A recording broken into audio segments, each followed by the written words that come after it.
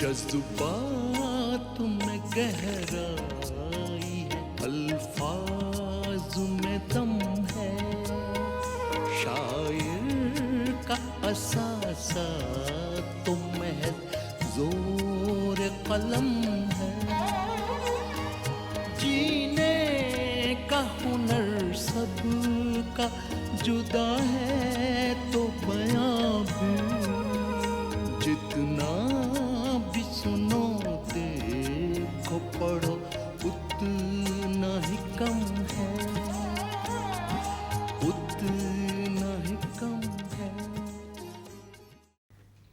हमारी ज़बान उर्दू, जिसे तूतिए हिंद हज़रत अमीर खुसरो ने ज़बान दहलवी या हिंदवी ज़बान के नाम से याद किया है, एक तवील अरसे तक हिंदुस्तान के मुख्तलिफ़ इलाक़ों में फलती फूलती और तरक्की करती रही।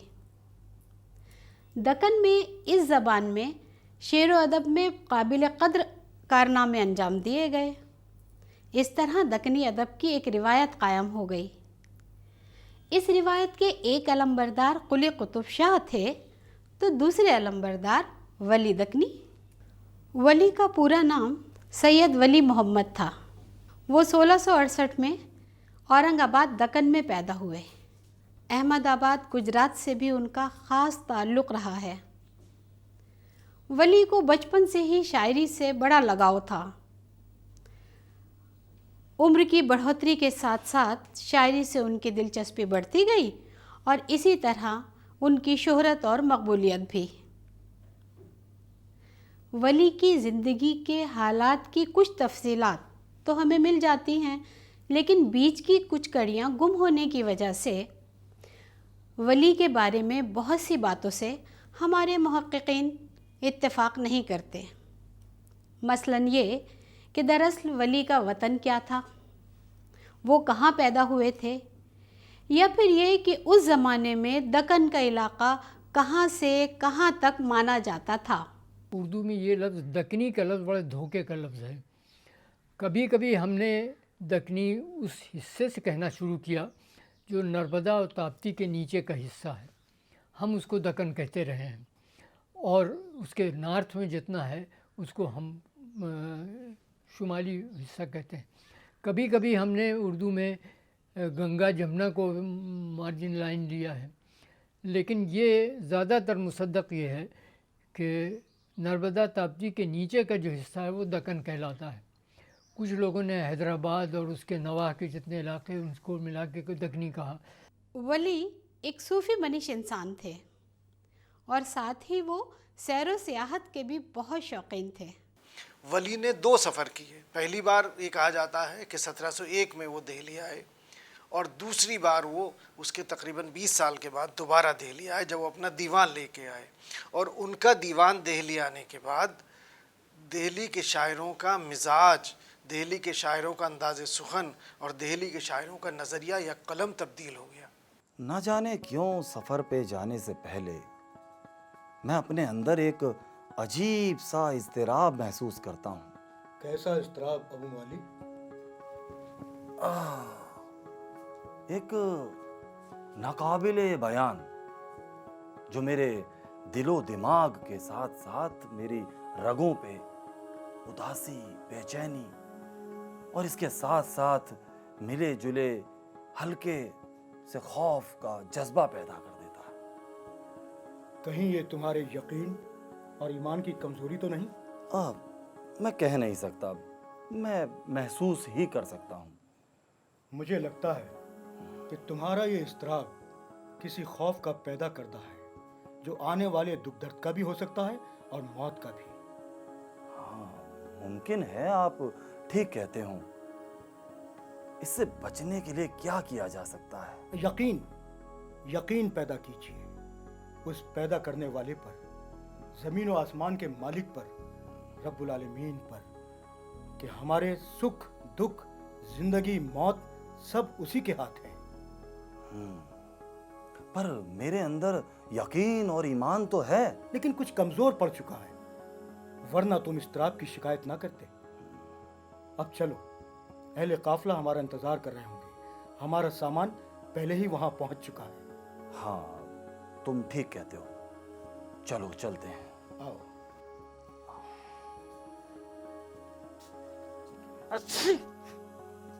कमबख्त ने छींक दिया। नादान लोग छींक को बदशगुनी से ताबीर करते हैं, लेकिन हमारे पास ईमान और यकीन की दौलत है। क्यों ना हम ये सोचें कि ये छींक हमारे लिए नेक शगुनी साबित होगी। इंशाअल्लाह। चलिए। 17वीं सदी के आखिरी बरसों में वली अपने एक दोस्त अबुल माली के साथ सफ़र की सऊबतें बर्दाश्त करते हुए दिल्ली पहुंचते हैं और वहां जाकर वो वहां के चंद मकामी लोगों से मुलाकात करते हैं। मियाँ, आप तो जानते ही हैं कि दिल्ली और दक्कन का ताल्लुक बहुत पुराना है। जी हाँ, आप भी जानते होंगे जिस ज़बान में वली दखनी साहब गज़लें लिखते हैं, वो ज़बान दिल्ली के बाशिंदे दखन ले गए थे।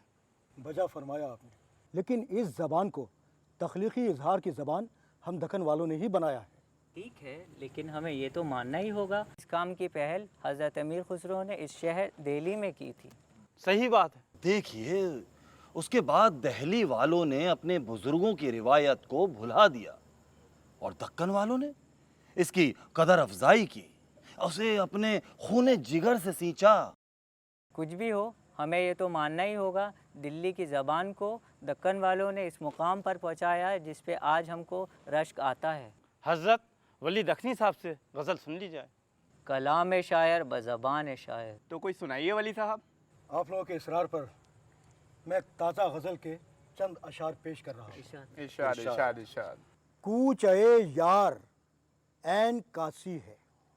वाह वाह चाय यार ऐन कासी है। जी, वाह, बहुत कूच ए यार ऐन कासी है, जोगिए दिल वहाँ का वासी है। वाह वाह, वाह वाह, मरहबा मरहबा मरहबा। बहुत खूब, बहुत खूब। इसे आप जरा तरन्नुम में सुनाइएगा।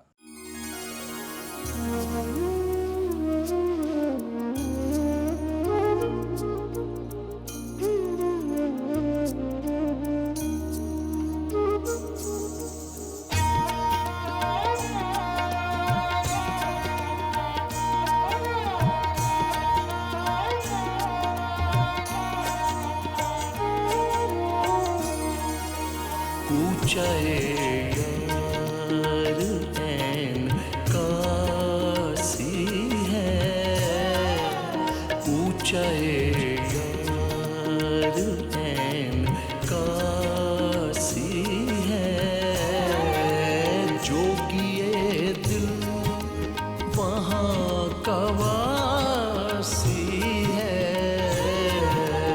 जोगिए दिल वहाँ का वासी है, ऊंचाए यार ऐन कासी है।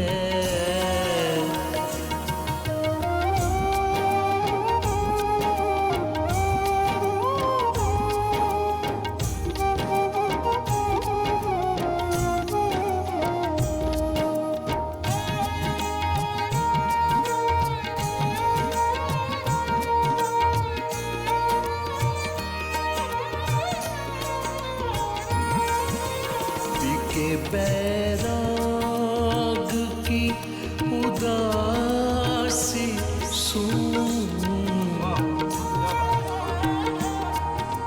पी के बैराग की उदासी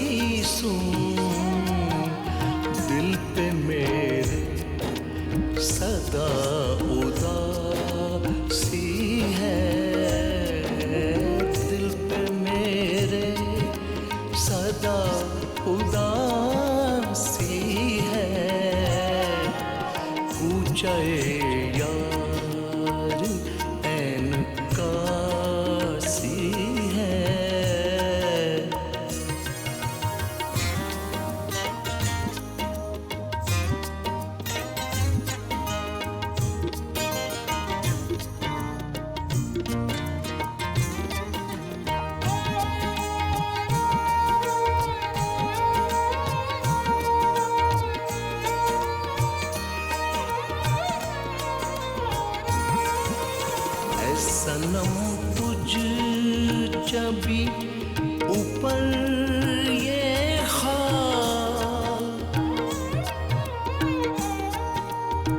सनम तुझ जबी ऊपर ये ख्वाब हिंदुए हर दवार वासी है, हिंदुए हर दवार वासी है, ऊंचाए यार ऐन कासी है।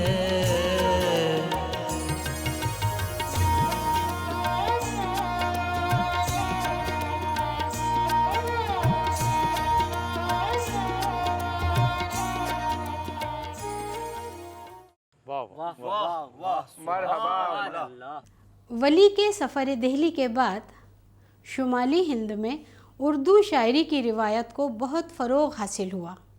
वली की शायरी की ज़बान और मिजाज तो दक्नी ही है, लेकिन वली ने अपने इस मिजाज को फ़ारसी बहरों और औज़ान में इस खूबसूरती और फ़नकारी के साथ समोया कि ये उर्दू गज़ल का काबिल क़द्र जुज़ बन गया।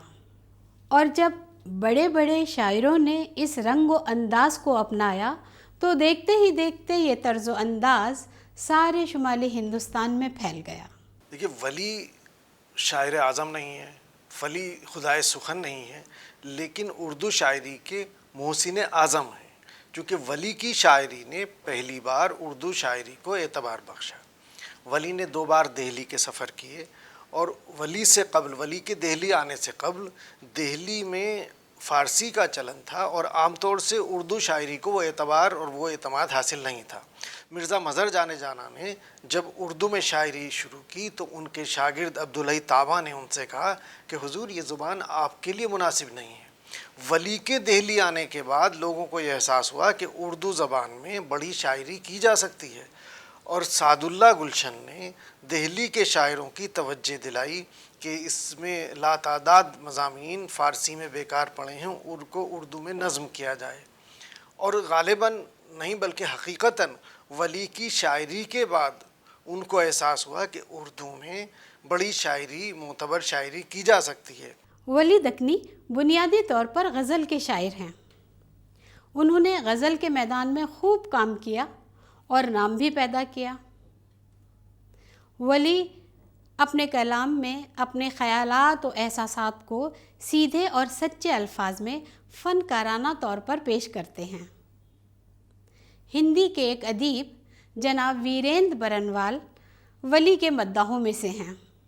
उन्होंने हिंदी ज़बान में वली के कलाम का एक इंतखाब भी मुरत्तब किया है। शुरुआत होती है उर्दू गज़ल की, वो दक्षिण में होती है और आकर के वो उत्तर में परवान चढ़ती है।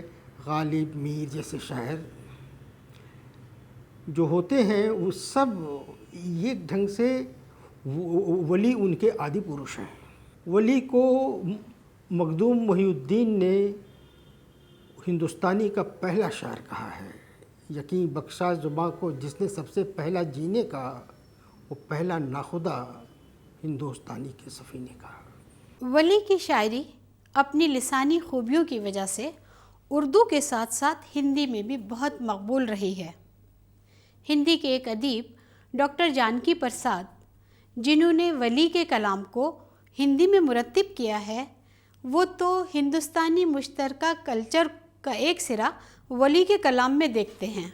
मैं मुतवातिर 40 बरस से इस कोशिश में ख़ुद को मसरूफ़ रखे हुए हूँ कि जो उर्दू का बेबहा सरमाया है उससे मैं हिंदी क़ारीन को मुतारिफ़ करा सकूं, और इसी तरह से मेरी ये कोशिश भी है कि जो हिंदी का जो शेर व अदब है उस शेर व अदब को मैं उर्दू में मुंतकिल करके उर्दू क़ारीन तक पहुँचाऊँ। इसी कोशिश की एक कड़ी के तौर पर मैंने वली दक्नी पर एक किताब तरतीब दी।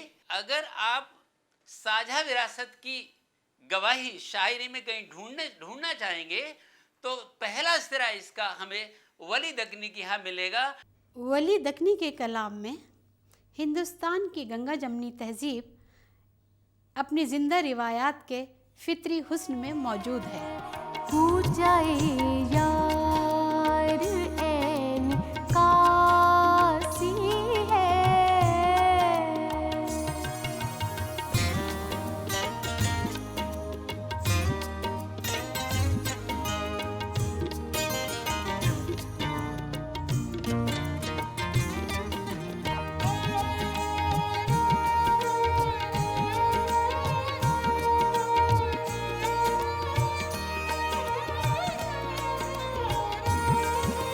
ऐ सनम तुझे जभी ऊपर ये हाल, ऐ सनम तुझे जभी ऊपर ये हाल, हिंदुए हर दुआर वासी है।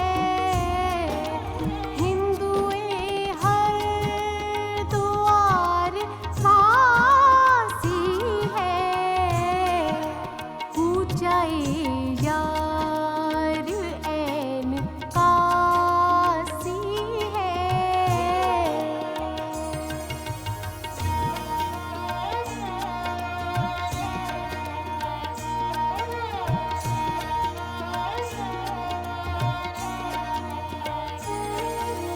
जुल्फ तेरी है मौज जमुना की, जुल्फ तेरी है मौज जमुना की, दिल नज़िक उसके ज्यों सन्यासी है। दिल नज़िक उसके ज्यों सन्यासी है। पूछाए यार ऐन कासी है।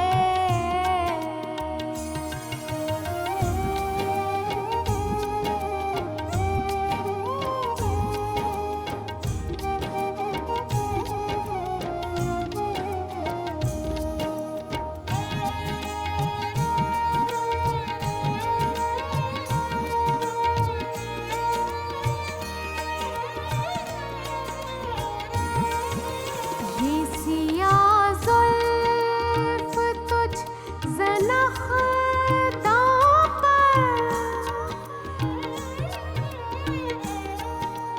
ये सिया ज़ुल्फ़ तुझ ज़नख़दां पर, नागिनी ज्यों कुएं पे प्यासी है। नागिनी ज्यों कुएं पे प्यासी है। पूछाए यार ऐन कासी है।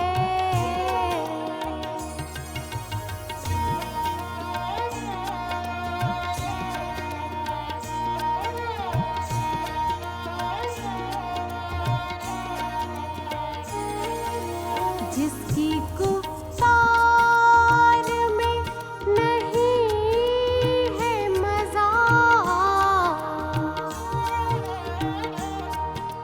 जिसकी गुफ्तार में नहीं है मज़ा, सुख़न उसका दुआ में बासी है।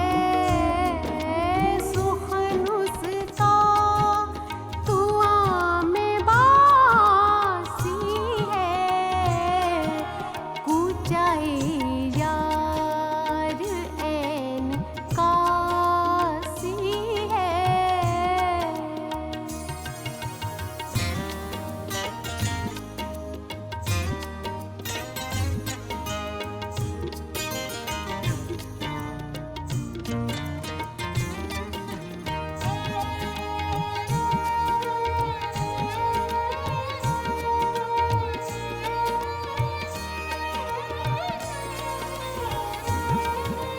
ऐ वली जो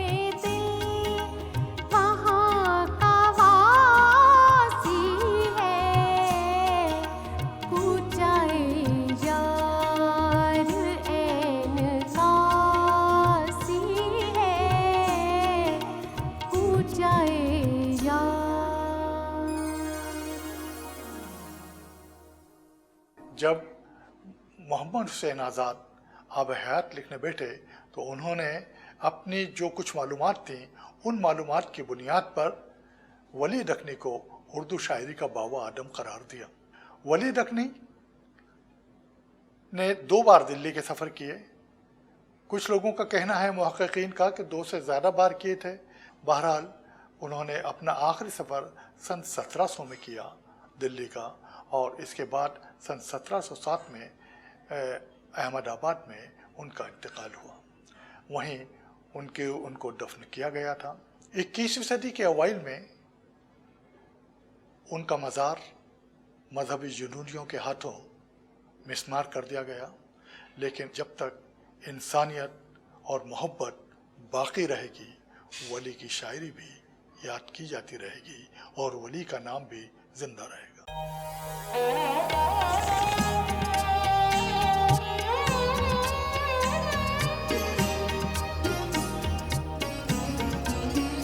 जज्बात में गहराई है, अल्फाज में दम है, अल्फाज में दम है, शायर का असासा तो महज जोर कलम है,